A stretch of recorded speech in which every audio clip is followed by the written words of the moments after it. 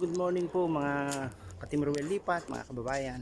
Dito po muli tayo sa bahay po ni Ate Richilda upang magtanong po ano po ang update kay Ate Richilda. Kumustahin po natin siya at malaman kung ano pong kalagayan na niya ngayon. Mga may karamdaman ay kaniya tinutulungan, ang mga may problema ay kaniya pinapayungan, ang mga naghihirap ay walang sama.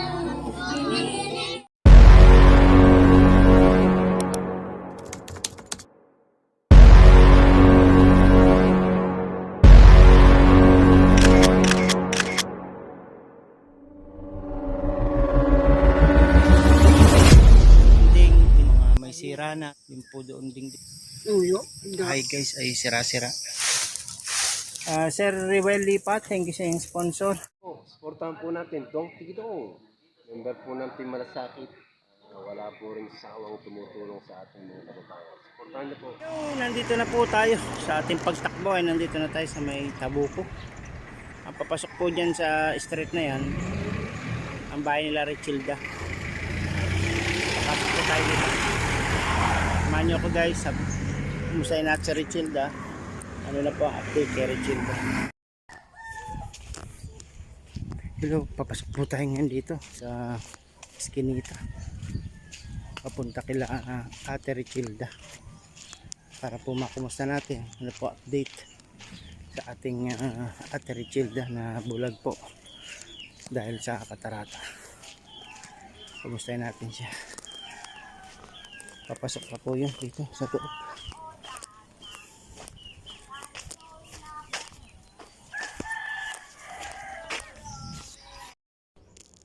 Hello, good morning po mga ka-Team Ruel Lipat, mga kababayan. Dito po muli tayo sa bahay po ni Ate Richilda upang magtanong po ano po ang update kay Ate Richilda. Kumustahin po natin siya at malaman kung ano pong kalagayan na niya ngayon. Ito po yung bahay nila sa pong barong-barong na talaga pong nakakaawa, no? Kasi po ang trabaho ng kanyang asawa ay mga lakal. Dito po nila isinusorting ng kanilang kalakal at ito po yung mga tinagpi-tagping katawan ng ref, yung styrofoam ng ref ay ginagawa na nilang pantakip dito sa kanilang CR. Good morning po Ate Richilda. Parang tulog pa yata sa Ate Richilda. Ito ay meron sila ditong hinukay na balon. Ito, malalim po siya. Dati po itong CR, andun pa po yung CR na naka yung bowl. Then ito yung pinaka balon niya. Ginagawa na nilang silaban, nagsisilab sila dyan, basurahan.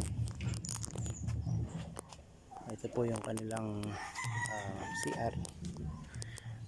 Tignan po natin kung siya po ay gising na. Tanong kayo. Ito po yung ating apo na Ate Richilda. Saan po ngayon si Ate Richilda? Ito po Madla. Saang lugar po yun? Doon po sa Santa Teresita. Kasama po yung asawa? Opo. Saka yung mga Doon na po sila tumitira ngayon? Hindi po. Kaya minsan lang. Ba't po sila lumipat doon? Ano lang. Parang tinisita lang po yung Andun yung mama niya rin. Opo. Ilang araw na po siya doon? Kahapon lang po. Kahapon lang. Pero babalik sila ngayon? Ang mamayang hapon? Apo na kayo ni Ate Richilda? Kayo anak ng panganay niya? Na anak. Saan po kayo nag-aaral? Sa ipams po. Sa IPAN. Anong grade ka na? 15 po. 15. Okay naman. Dahil konti na lang makakatapos na ano. Kumusta kaya yung ano niya? Kasi 'di ba, alam mo yung tutulungan namin siya na mapa-opera yung mata, 'di ba? Kami yung Team Ruel Lipat na nagpa-follow up. Kung may bulag, tutulungan namin siyang mapa-opera, makakita. Gusto mo rin ba siya makakita, ang lola mo? Ano na lang bang update ng kanyang PhilHealth? Kumusta na kaya? Di pa po. Hindi ko pa alam. Hindi mo alam.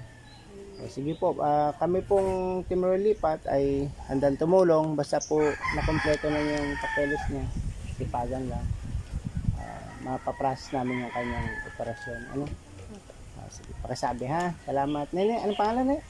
Mary Joy po. Si Mary Joy. Yan. Shoutout kay Mary Joy. Ito po yan ni Ate Richilda. Mabait. Yung bahay nyo, yan. Ito na. Opo. Ito yung bahay ni Ate Richilda. Ano? Opo. Ito guys, ang bahay ni Ate Richilda talagang kakaawa. So update natin sa kanya ay wala po siya ngayon at ang kanyang apo lang ang nandito. Ito po yung apo niya, si Mary Joy. Kumusta naman po yung hanap buhay nila? Okay naman po. Tuloy-tuloy pa rin. Sige, awan na. Hindi na po nagkakasakit ang mister niya. Hindi. Okay. Sige, salamat sa iyo sa oras mo ha. Thank you. Kamustahin mo na lang po siya. Tapos nag-message ako dun sa cellphone na binigay niya. Nagnanood ka rin ba ng YouTube? Pwede mong panoorin si Sir Ruel. Tapos pwede kayo mag-message doon. Ako po yung apo ni Ate Richilda. Inaayos na po namin yung papel. Parang mga ganun. Parang update lang ha. Sige. Sige. Salamat. Okay. Malakad na tayo. Pabalik na. Wala po si Ate Richilda ngayon. Video ko kayo ha. Tinatanong po tayo ni Sir Ruel, kumusta na po ang inyong kalagayan? Hindi nga ako nakabayad.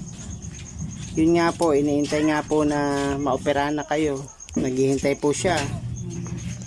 Kung kailan po kayo mapapa-schedule. Gusto niyo pa bang ituloy yung pagtulong ng Team Royal Lipat? Amo sana para di kay naagi. Gusto ko nga ni agyo na sa uno, di mo kay naagka mga iging ko. Amo problema ko ta. Di mo ko tatabang ka. Pwede po Tagalog. Hindi ako tatabang ka.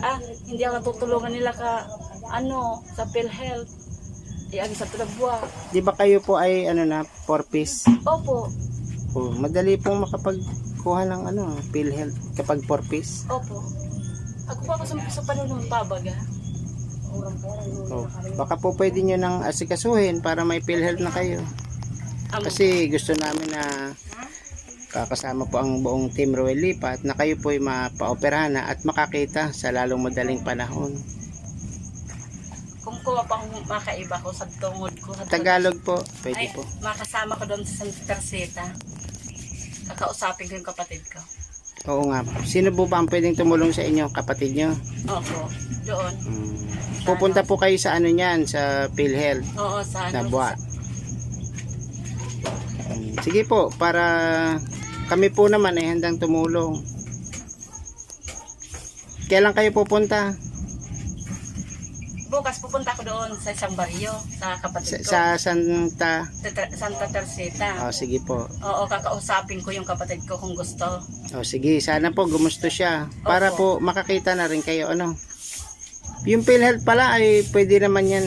Basta may 4-piece kayong member, Oo. pwede kayong bigyan ng PhilHealth, di ba? Opo. Oh. Updated ka mo ang kailangan. Oo. O sana po bukas mapuntahan nyo na si kapatid nyo. Ano po pangalan ng kapatid nyo sa Santa Teresita? Yung hipag ko po. Hipag nyo lang. Oo. Kakausapin ko pa sana. Kausapin nyo kung gusto. muna. Oo. Sa mga anak nyo po, pwede kayong tulong. Well, hindi kasi makatulong sa akin. Palagi mga busy. Papunta lang ng PhilHealth. Opo. Yung asawa ko, naghihipon nga. Mahina yung kalakal ngayon. Oo. Yung kapatid ko si Marcel doon sa Erga. Oo, yun. Pwede Tinatanong po nga yun. tinatanong nga ako niya. Sabi niya, kailan naman na gusto mo pa ba? Sabi niya. Sabi ko gusto ko rin. Kaya lang yung natin, dadalhin hindi pa sangkap. Kaya nga po sana po ayusin na yung Opo. PhilHealth. Oo. So malalaman ko bukas, meron ba kayong contact number para Ay, po, malaman mo po. Kung pumunta ko doon sa inyo, doon ba sa Salvasyon, alam ko lang yung bahay mo pwede naman. Pupunta na lang ako doon. Kasi ako kami top down Sige, yung pala Oo. may sasakyan. Para naman pala. malaman mo, di ba? Oo nga po. Oo. Para tuloy-tuloy na yung proseso ng pag-opera ng mata nyo. Opo. gusto talaga namin makakita na kayo. Kayo lang po ang hindi nag-aasikaso ng PhilHealth. Oh, si iba nakaano na siguro ano. Opo, ikaw na lang. Nakakita na. Opo, nakita na. May nag-aalaga na ng baboy, si Lolo Juscoro. May, Doon sa San Vicente. opo, naglilinis na ng bakuran. Araw-araw malinis ang bakur, nagwawalis. Kasi nakakakita na siya. At may negosyo na siyang baboy, buntis na. Kaya tuwan-tuwa po yung team namin na natulungan namin siya. May negosyo na pati. Ay, amo po. O, ganun din po sana sa inyo. Opo, tama yung Para makakita na kayo, makapagtrabaho, matulungan yung mga anak trabaho. niyo. Gusto ko, mayroon akong binabantayan, di ba? Yan, tama po yan. Oo. Kasi malaman ko po sa inyo ha, bukas. Sana po. Ang dami kasing ano, nagdaan na ano, hindi ako natutulungan eh. Kaya sabi ko, nahihiya na nga ako sa'yo, sir. Sabi ko, Oo, kasi sino ba ang magtutulungan, di ba? Mga Oo. kapatid lang din naman, Oo. anak. Malalaki na rin naman anak nyo, sasamahan lang naman kayo sa PhilHealth para maasikaso. Tapos may sasakyan din. opo. O sige po, asahan po namin ha. Oh,